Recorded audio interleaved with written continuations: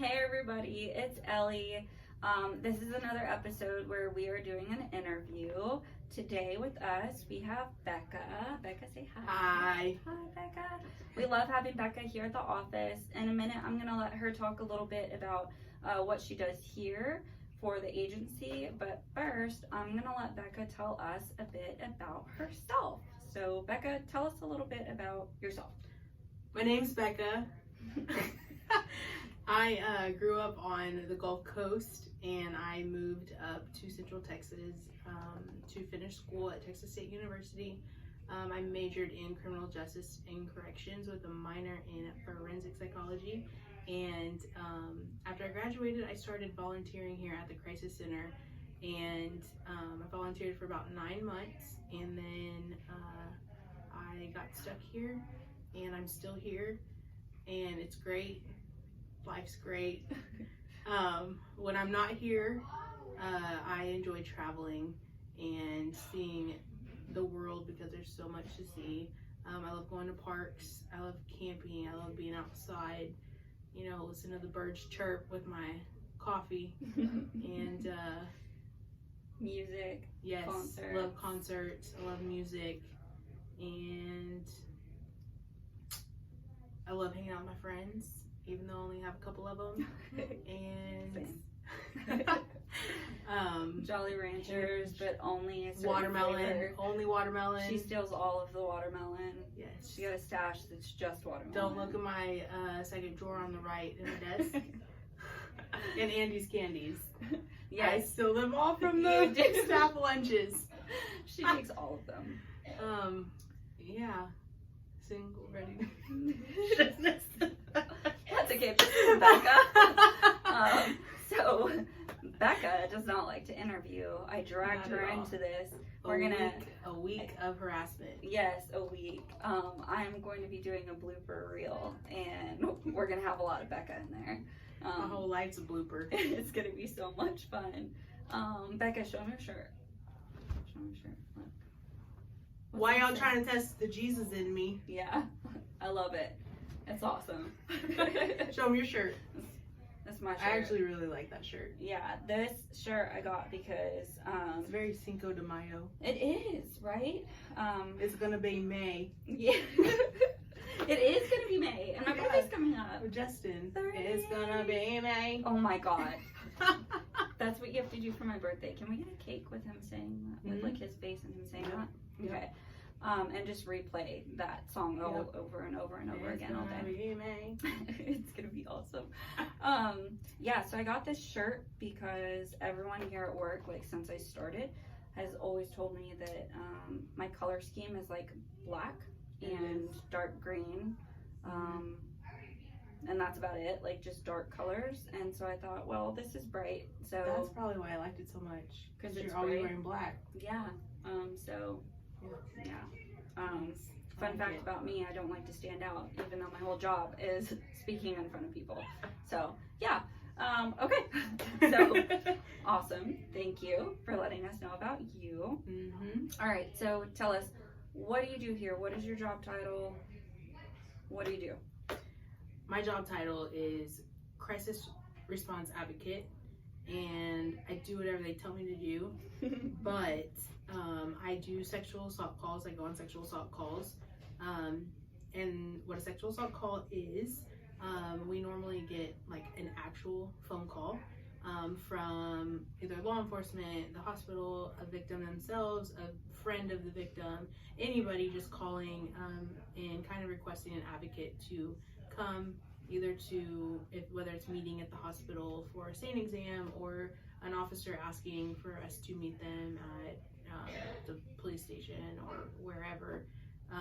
So we go and we offer our services our services from the Crisis Center, and we're just there for them. We advocate for them, whether that be being there for them with the SANE exam, legal advocacy, just really anything they need, any questions that they have. We try to do our best to get an answer for them, and if we don't have an answer for them, we will figure it out. Yes. Your job, the crisis response team that we have here, advocates that we have here, they have a really, really important job, because like what we're going to talk about in a minute, a lot of people still have many fears whenever it comes to speaking up, and making that phone call to get help, and so what they do is really important because they may not have a solid support system of people who believe them or who are there for them, and so yeah, having an advocate there, it's really important, and really awesome that they're able to do what they do. So let's kind of talk about that a little bit. Some common fears that people may have, before making an outcry, or when they make an outcry, or even after they make an outcry. What are some of those common fears you think people have? So whenever they make that step to make an outcry, that kind of becomes, of course, it's already reality, they're dealing with it, but it kind of makes it more real.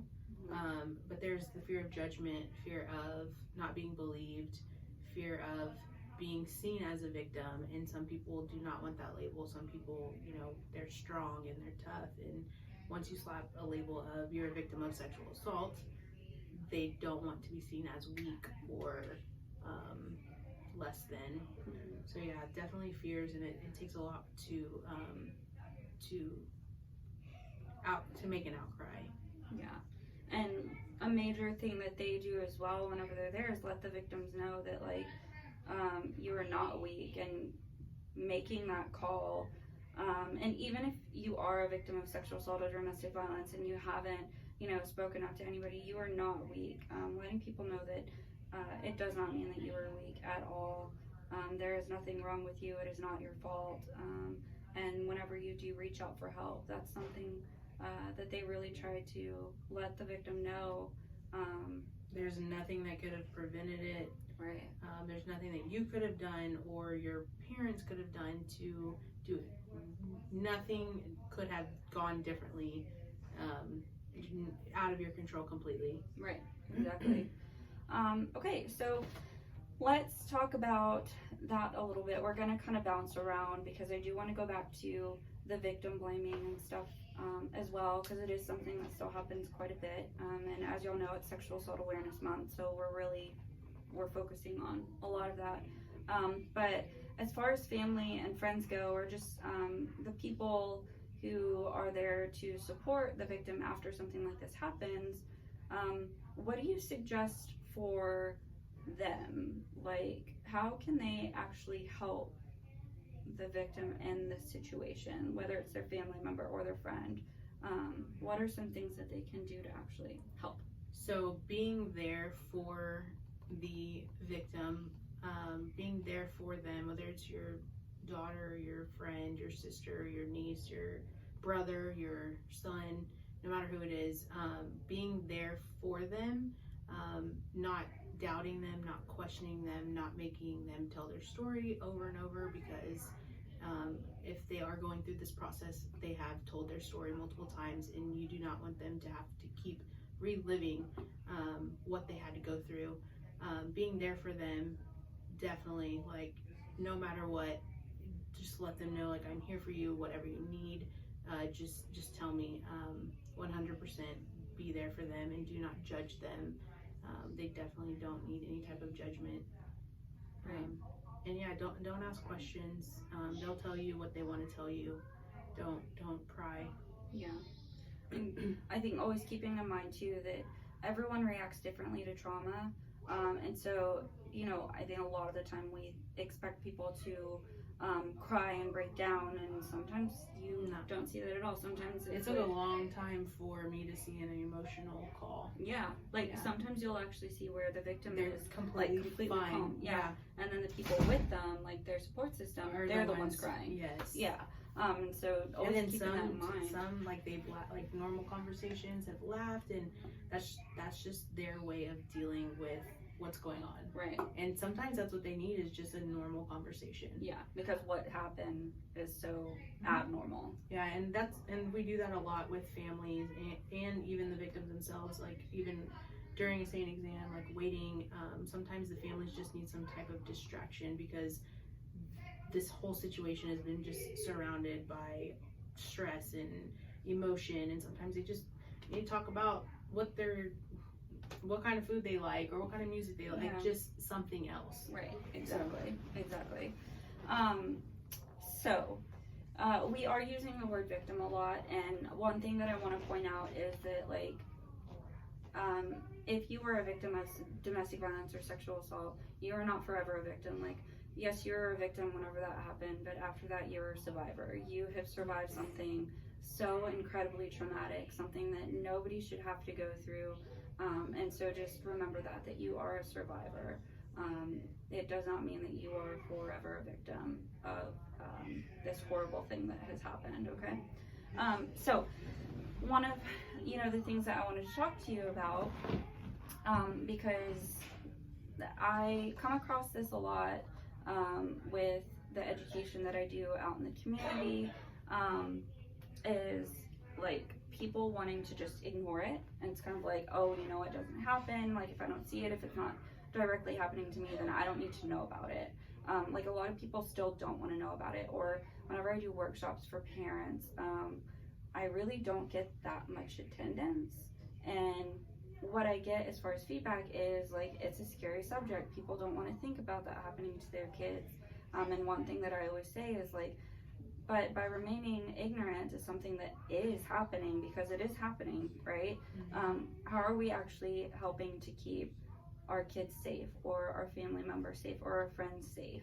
And so what is one thing that like you think or you wish would be different, or you would suggest to people as far as becoming educated on this type of stuff? Because it's happening all the time, and it's not just a certain class or a certain race or anything like that. Sexual assault does not discriminate. Yeah, it does not discriminate at all. And so what would you suggest to people, because it is a lot at once, and it is a difficult subject, so to kind of get into that world of like having an understanding of what all of this is and how they can help? Yeah, so people just need to be more aware, and not just, oh no, like, we know that stuff happens, but it doesn't happen to us, and we just choose not to see it. So to become more educated, if you want to say, so we've had a lot of people like me that volunteered here, and that's kind of how I dipped my toes in it and learned about it. And so yeah, we definitely have volunteer opportunities, and then we also had a sexual assault training that we also included volunteers on yeah. And so Yes. they learned a lot. I learned a lot, but you have to, like, you can't be closed-minded to, oh, that stuff doesn't happen to me. Because chances are we probably know someone, but we don't know because they have not said anything that has been some type of assaulted. Yeah. But it definitely happens. It's definitely out there. Being more aware, and once you become more aware, I feel like other people would sense that. And if you have a friend who has been sexually assaulted, you have more of a chance of like them coming to you or outcrying to you. Right, exactly. That is one thing that I talk to people about a lot too, is like, even if it's not someone that who's speaking about it, but like if it's something that you see on TV or whatever it may be, how you react to something, it speaks volumes to others. And so like if you hear about someone being sexually assaulted and you react in the sense of, oh, well, I wonder what they did to put themselves in that situation, or what were they wearing? Yeah, what were they wearing? Or like one it's her thing, fault because she was at a party. Exactly. And another thing is like, well, how does that happen whenever you're in a relationship or whenever you're married? Like, how does your partner rape you? Well, if there's no consent, yeah, it's the same thing. Like, it happens all the time. And so you can have two people in a relationship for a year, have had sex in that relationship, and then he can rape her. Like, can totally happen. Yeah. It's not, and it doesn't happen by, it does happen by strangers, but most of the time it is somebody that you know. Exactly. It's not, oh, you're walking down the street, you're wearing a short skirt, you asked for it, and you got raped. Yeah. Yeah. And that's another thing that we speak on too, is we don't get many outcries from males. And so knowing too that it does happen to males. Yes, it does. That is another thing that we will be discussing in some of our other videos, that it does happen to males as well. So yeah, all of the things that, we just talked about, all those questions that people ask, that's a form of victim blaming. Someone who has already gone through something so horrible, and then we are making it seem like it's their fault, whenever really we should be looking at the person who did this to them and asking them, what made you feel like it was okay? So we do like a huge reason why people don't speak out. It is. And so we do like to suggest, like, if you don't know what to say, don't say anything. Just listen. Yes. Listen. Just listen. That can go so far, just listening to people and letting them talk and taking their effort, like, and believing them. That can go so far. Yeah. I have told people, because like my parents didn't know what had happened to me for years, and I told them, like, had I opened up, if they would have just listened, like, and even if they didn't know what to say, because a lot of the times people don't know what to say, even just saying, like, I don't know what to say, but I'm here for you, that helps so much. So even if you don't know what to say, just saying, like, I don't know what to say, but I'm here for you, let's seek resources, let's find some help for you. And I tell people that too, like, we offer counseling services, offering to go along with them. Maybe you can't sit in the office with them, like, during the session. We can hang out in the lobby, and we play some good music. We do play some good music.